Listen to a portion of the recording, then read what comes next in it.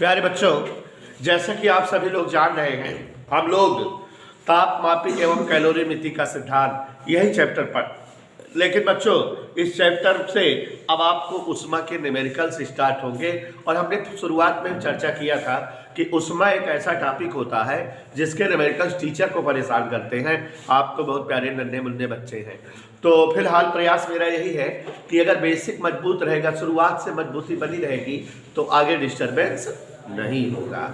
तो चलिए देखते हैं। सबसे पहले अभय कुमार मौर्य सूत्र समझाते हैं हम आपको, यह ध्यान दीजिए। पहले ताप मापनी का, उसके बाद प्यारे बच्चों आप समझ रहे होंगे कि हम लोग जो है सवालें लगाएंगे कि इसके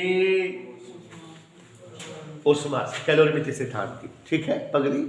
तो अब यहां ध्यान से देखो जरा, पहले आपको ताप मापनी के सूत्र बता दें। सबसे पहले तो आप यही जानिए, ताप मापनी से रिलेटेड सूत्र में सारे ताप मापियों का संबंध वाला फार्मूला। तो एक आपको ट्रिक बताए थे और बता भी दे रहे फिर से कि सेल्सियस को फारेनहाइट में या केल्विन में या न्यूमर में किसी में बदलना हो तो कोई सूत्र नहीं याद करना है, बड़े आराम से ऐसा कुछ लॉजिक बता दे रहे हैं कि अच्छे से सेटलमेंट हो जाएगा। जैसे देखो अनुराग, सेल्सियस को केल्विन में या सेल्सियस को फारेनहाइट में किसी बदलना हो तो जिसको बदलना हो पहले उसका प्रतीक चिन्ह लिखो। जैसे सेल्सियस के लिए C माइनस इसका प्रारंभिक बिंदु ताप लिखा करो। तो सेल्सियस में प्रारंभिक बिंदु ताप क्या है? 0, और बटे इसके खानों की संख्या, ठीक। जिसमें बदलना हो उसके साथ भी यही करो। जैसे इसको केल्विन में बदलना है तो केल्विन का प्रारंभिक प्रतीक चिन्ह के, प्रारंभिक बिंदु ताप 273 बटे खानों की संख्या, यही तो सूत्र बताए हैं। और उनेसा जी एक सूत्र और बताए हैं, अगर गौर से याद करिए, फारेनहाइट वाला रहे तो उसका प्रतीक चिन्ह और प्रारंभिक बिंदु बटे खानों की संख्या। न्यूमर के लिए प्रारंभिक बिंदु ताप क्या होता है? 0, खानों की संख्या। इसी सूत्र द्वारा सेल्सियस को केल्विन में, केल्विन को फारेनहाइट या किसी अन्य सूत्रों में बदला जा सकता है। कोई डाउट किसी को? समझ आ रहा है? बोलो हाँ सर। अब उसके बाद बेटा आप लोगों को प्रसार गुणांक का सूत्र बताए हैं। किसका सूत्र बताए हैं? तो याद करो, भयानक तूफानी रात जब हम लोगों ने प्रसार गुणांक का सूत्र पढ़ा था, ठोस का प्रसार अलग पढ़ा था, द्रव का प्रसार अलग पढ़ा था, गैस का अलग। ठोस प्रसार से ही सवालें आती है। रेखीय प्रसार गुणांक याद करो, ऐसा अल्फा बराबर ऊपर वृद्धि या परिवर्तन बटे प्रारंभिक लंबाई गुणित ताप वृद्धि। ऐसे ही बच्चों क्षेत्रीय प्रसार गुणांक एकदम से इसी तरह से था। क्या? क्षेत्रफल में वृद्धि या परिवर्तन बटे प्रारंभिक क्षेत्रफल गुणित ताप वृद्धि। मजा आया? ऐसे ही आयतन प्रसार गुणांक क्या था बच्चों? गमवा बराबर आयतन परिवर्तन बटे प्रारंभिक आयतन गुणित। एक और बात याद करिए देवेश, जो भूल गए हैं आप, अल्फा बीटा गामा का भी संबंध था।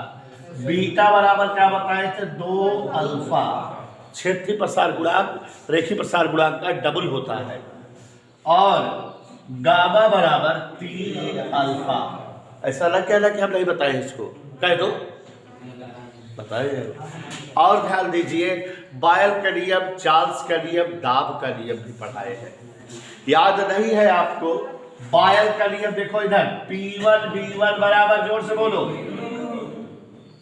ये कब लागेगा? जब ताप स्थिर दिया रहे सवाल में, ये ताप की चर्चा ना किया रहे।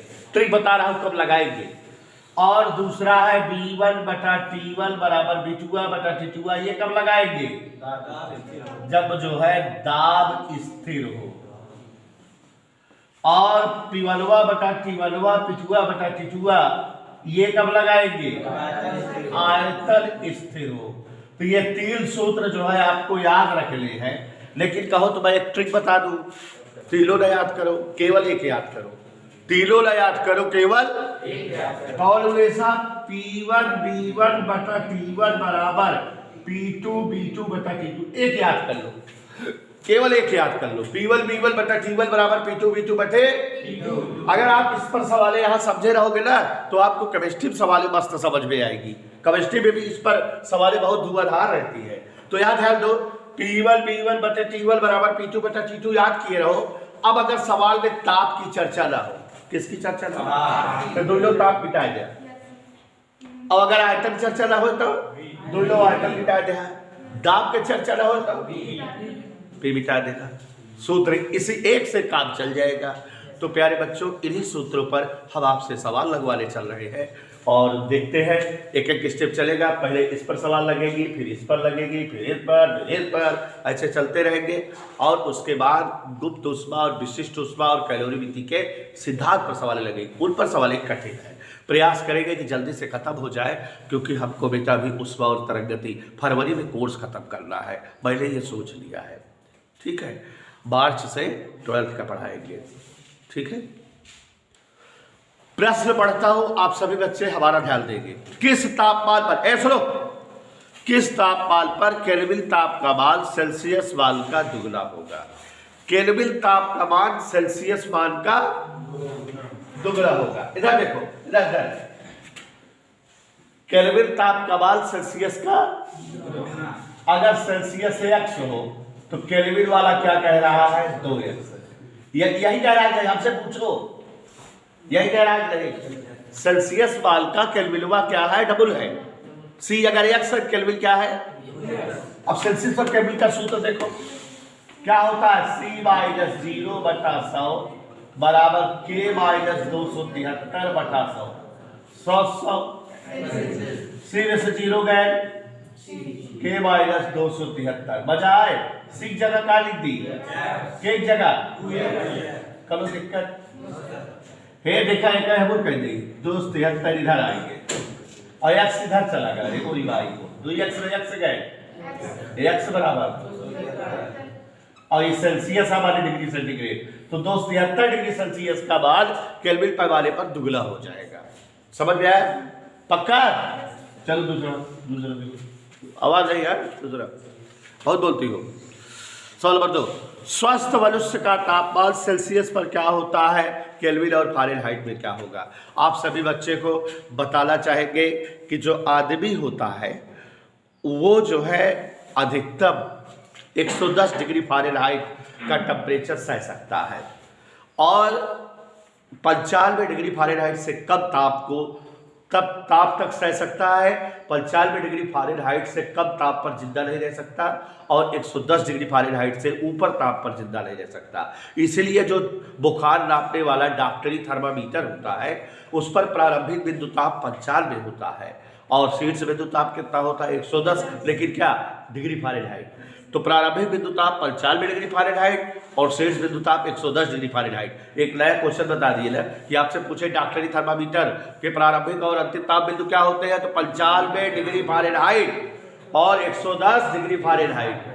क्यों ऐसा होता है? क्योंकि मनई जो है 95 डिग्री फ़ारेनहाइट से कम ताप पर जिंदा नहीं रह सकते और 110 डिग्री फ़ारेनहाइट से, इसलिए जो है ताप परास 95 से 110 रखी जाती है डॉक्टरी थर्मामीटर में। बाय द वे, और दूसरी बात कि अगर कोई आदमी स्वस्थ है तो उसके शरीर का टेम्परेचर, स्वस्थ शरीर का ताप, इधर देखिए, हम लोग जो होते हैं हमारा शरीर हमेशा गर्म होता है और जानते हो कितना गर्म होता है? 37 डिग्री सेंटीग्रेड। तभी जब जो है सूर्य का तापमान, जमीन पर धूप का तापमान 37 से ज़्यादा रहता है तभी हमको गर्मी प्रतीत होती है ना। जब 30 तक ताप होता है तो ठंडी लगती रहती है हल्का सा, लेकिन जब देखो 40-45 गर्मी ताप हो जाता है, कहते हैं बहुत गर्मी है, तो 37 से ज़्यादा हो जाता है तो गर्म फीलिंग होती है। तो स्वस्थ मनुष्य के शरीर का तापमान क्या होता है बेटा? इसका बाद केल्विन में बदलना है और फ़ारेनहाइट में, तो बदलते हैं। अभी देखो, आपने देखा था, यहाँ देखो जरा, C बराबर K माइनस 273, तो K बराबर क्या होता है? यही होता है, शॉर्टकट वाला लगा रहे हैं, शॉर्टकट वाला लगा रहे हैं। तो C की जगह जोड़ दो, 7 3 10, 27 3 30 केल्विन। ठीक है, फ़ारेनहाइट में देखा, फ़ारेनहाइट देखा, C माइनस 0 बटा 100 बराबर F माइनस 32 बटा, नहीं बचा है 20 पंचे 20 9 तिरछा गुणा कहेंगे 9/5 C बराबर F माइनस, देखियो F बराबर 32 टेबल पकड़ा, 9/5 C प्लस 32 कब है?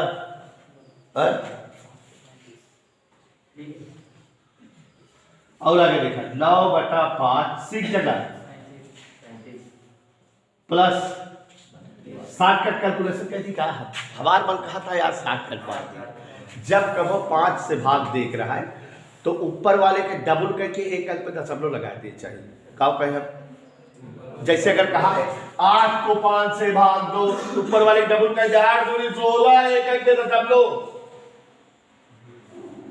गलत नहीं समझे। अगर जो रहा है कौनो गिनती का 25 से भाग देख रहा है, कैसी 25, ऊपर वाले 4 गुना 2 अंक पे दशमलव 7 4 भाग हो गया, ट्रिक आता है वहां, समझे? तब तीखी मार दी उड़ गया है ट्रिक मार दी थी। 120 क्वेश्चन रहता है और 2 घंटे में करने वाले 120 मिनट रहते हैं। 120 मिनट में 120 क्वेश्चन, और आप समझो कि उसे गोलियाना भी है और अपन ब्यौरा भी भरे का नाम रोल नंबर फलाना ढिमाका, और 15-20 मिनट तो स्कूलियम लग जाते हैं, कलसियम टीचर हुए जानते क्या, तो पेपर बांटे में, बोले में, डाले में, तो मतलब 1 मिनट भी नहीं रहता है क्वेश्चन करने का। और बीएससी लेवल के क्वेश्चन होते हैं, एक और 10-20 सेकंड तो पढ़ाऊ लागे क्वेश्चन में, चारों ऑप्शन एकदम करीब करीब रहा था, 4 में से मार दी उड़ गई की यह सब रहा देखा। शॉर्टकट बुरा भाग चलत रहा बाकी इधर देखा, इधर देखो ना, 60 करी तो कैसे होता हो ही नहीं सकता, संभव है। हाँ इधर देखो 5 से भाग देना है, ठीक, तो दुगना करो, दूना 37 दूनी 74, एक अंक में दशमलव लगाए दी 7.4 पक्का राजा 7.4 आए, कितना पूरा करियो का 9 से 7.4 गुणा करें, 9 चौक 36, 6 3 हासिल है, 9 7 3 3 66, तो 66.6 हो गया, और वह 32 जोड़ दे, 0.6 पहले डाल दिए, 66 32 जोड़ा, 6 2 8 7 3 9 डिग्री फारेनहाइट आंसर आएगा। अब एक आज से याद करे रहा बगैर पाओ मनाई ताप 37 डिग्री सेंटीग्रेड या 310 केल्विन या 98.6 डिग्री फारेनहाइट। आपको बताना चाहूंगा बेटा 2007 पीसीएस के पेपर में, पीसीएस जानते हैं ना, आईएएस पीसीएस के पेपर में ऐसे ही क्वेश्चन उस वक्त से रिलेटेड पता नहीं कौन टीचर पेपर बनाया था, 5-6 क्वेश्चन पूछा था। तो एक क्वेश्चन उसमें यही था कि स्वस्थ मनुष्य के शरीर का तापमान होता है, तो 4 ऑप्शन दिया था, सेल्सियस में, केल्विन में, फारेनहाइट में दिया था, तो फारेनहाइट वाला 98.6 डिग्री फारेनहाइट सही था। लोगों को 37 याद था, तो उसमें एक ऑप्शन लिखा था 37 केल्विन, 37 डिग्री केल्विन, एक में लिखा था 37 डिग्री न्यूबर, एक में लिखा था 37 डिग्री फारेनहाइट, एक में लिखा था 98.6 फारेनहाइट। लोग समझ नहीं पाए 37 डिग्री केल्विन बारे पढ़ा रहे, जो सेल्सियस का वैल्यू था, ठीक है। ऐसे ही कुकर वाला प्रश्न था कि दाल कुकर में गल जाती है जल्दी क्यों, ये सब तमाम, तो उसमें से रिलेटेड कई क्वेश्चन थे। बात नहीं है, अगला समझ में आ गया बेटा? कह दो हाँ सर। अगला सवाल, किस ताप हेतु सेल्सियस व फारेनहाइट ताप सवाल होते हैं? प्यारे बच्चों, ये जो हम 2-3 क्वेश्चन बोले हैं आप लोगों ने ध्यान दिया होगा, अपने मन से बोले हैं, ठीक है। तो आपके किताब में तो है, लेकिन ये बहुत टेक्निकल कंपटीशन के हैं। अब ये आपको याद रहे, सेल्सियस में 37, फारेनहाइट में 98.6, केल्विन में 310, याद रहे हमेशा, कैलकुलेशन न करे पर चाहिए, टिक बात है। वैसे एक क्वेश्चन बताया जाता है, इंपॉर्टेंट याद रहा है। देखो क्वेश्चन क्या है, कह रहा है किस तापमान के लिए सेल्सियस और फारेनहाइट ताप समान होंगे, मतलब वह ताप सेल्सियस पर है और वह क्या थमावे फारेनहाइट में। ऐसा कौन सा ताप है दुनिया में? एक ही ताप ऐसा है, -40 डिग्री, 40 डिग्री सेंटीग्रेड का अगर भाई जो है फारेनहाइट मतलब तो 40 डिग्री फारेनहाइट आए ना, समझो क्या बताइए आप कि -40 एक ऐसा मान है जिसका सेल्सियस और फारेनहाइट दोनों पर वैल्यू सेम होती है। क्वेश्चन यही तो कहा है कि कौन सा ताप पर सेल्सियस और फारेनहाइट सेम होंगे, तो -40 डिग्री पर जो मान सेल्सियस का होगा वही मान फारेनहाइट, माने -40 डिग्री सेंटीग्रेड बराबर -40 डिग्री फारेनहाइट। कैसे दिखावत है, देखा कहा है किस ताप पर सेल्सियस और फारेनहाइट सवाल होंगे। तो मान लेते हैं एक्स ताप पर, सी बराबर एक्स, फारेनहाइट बराबर भी, दोनों ताप सवाल कह रहा है नहीं। याद करो भयानक तूफानी रात, ये सूत्र आया था अभी, चाहे बेका लगाई और चाहे एका लगाई, यही कहल करे कितना आएगा, यही कहल करे इतना है। ये लगाओ तो थोड़ा जल्दी लग जाए ना, 60 का है क्यों, हाँ।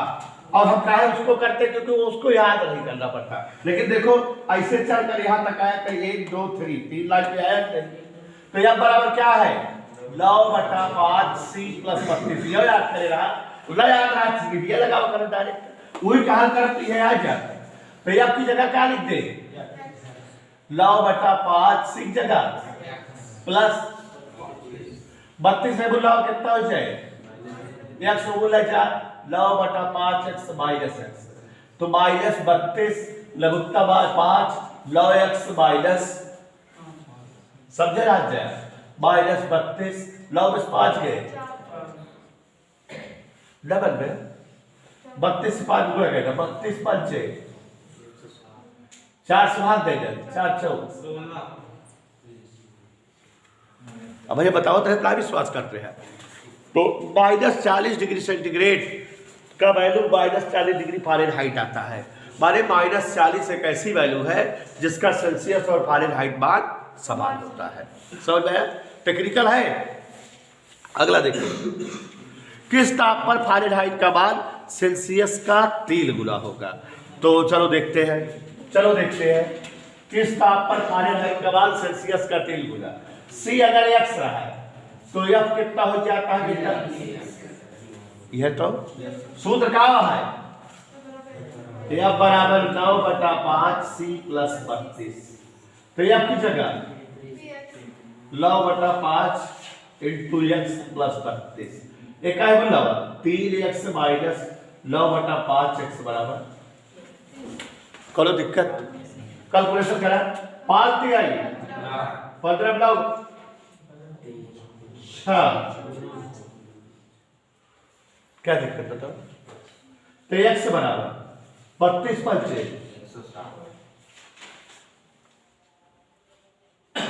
भाग देंगे 80/3, तो 80/3 डिग्री सेल्सियस के बाद फारेनहाइट में 3 गुना हो जाएगा, 240/3 हो जाएगा।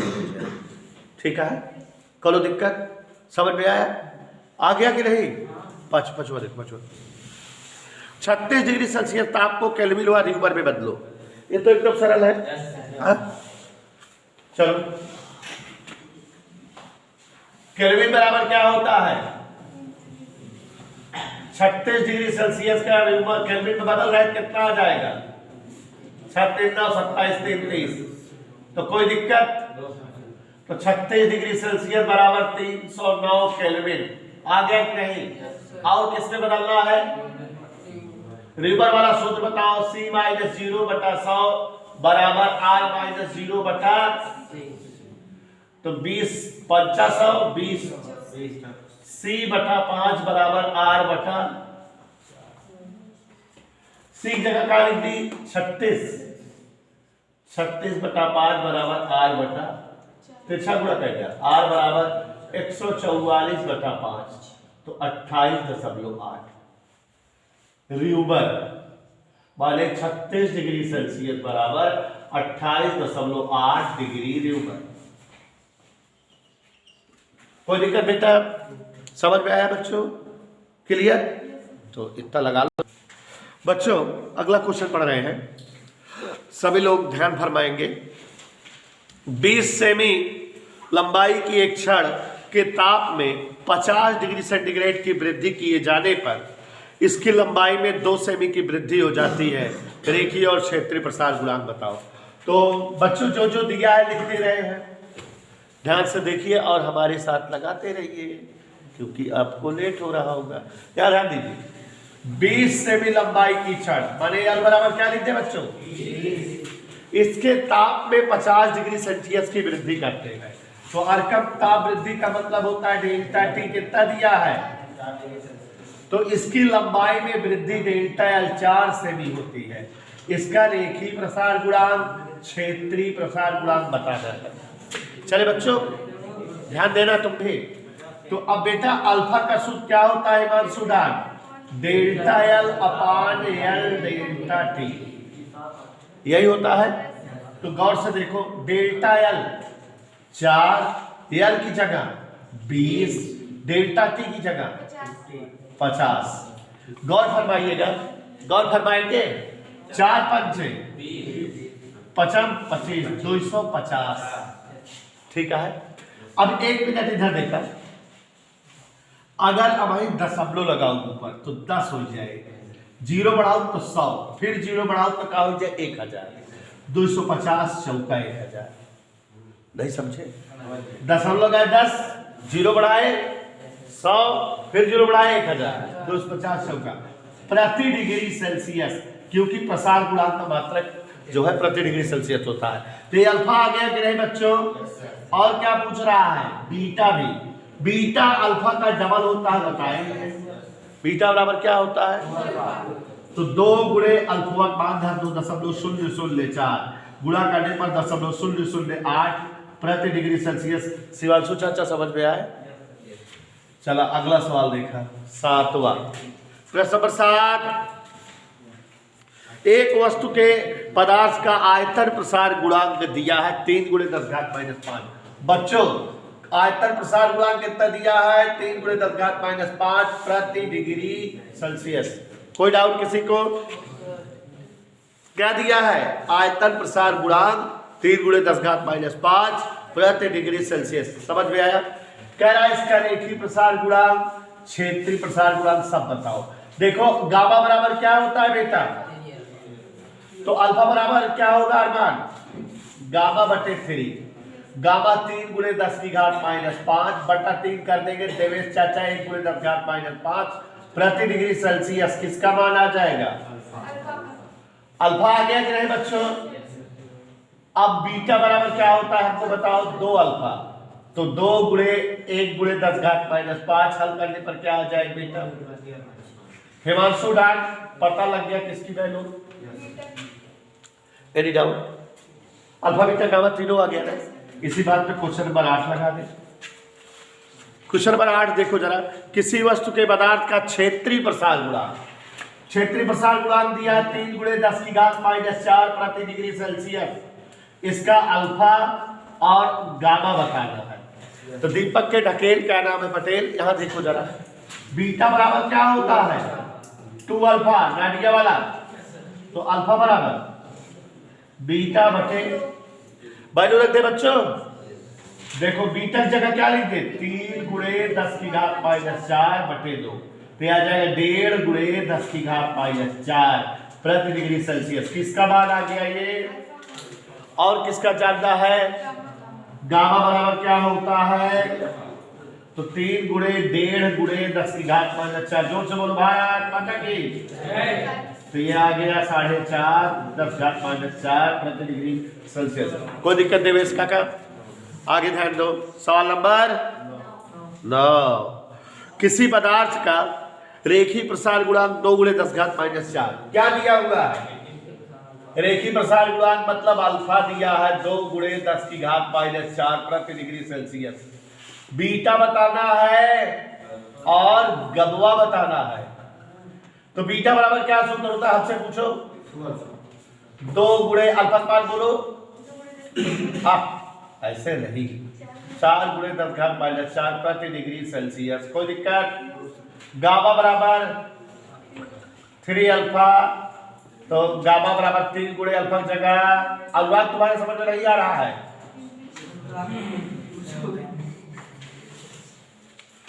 आ गया कि नहीं? फिर से बताएं। आ गया सबको? अभी क्या पूछ रहा है जरा देखो, परम शून्य ताप क्या होता है? आज हम आपको परम शून्य ताप का दर्शन करा रहे हैं। गौर से देखो, जिस ताप पर गैसों का आयतन शून्य हो जाए वही ताप परम शून्य ताप होता है।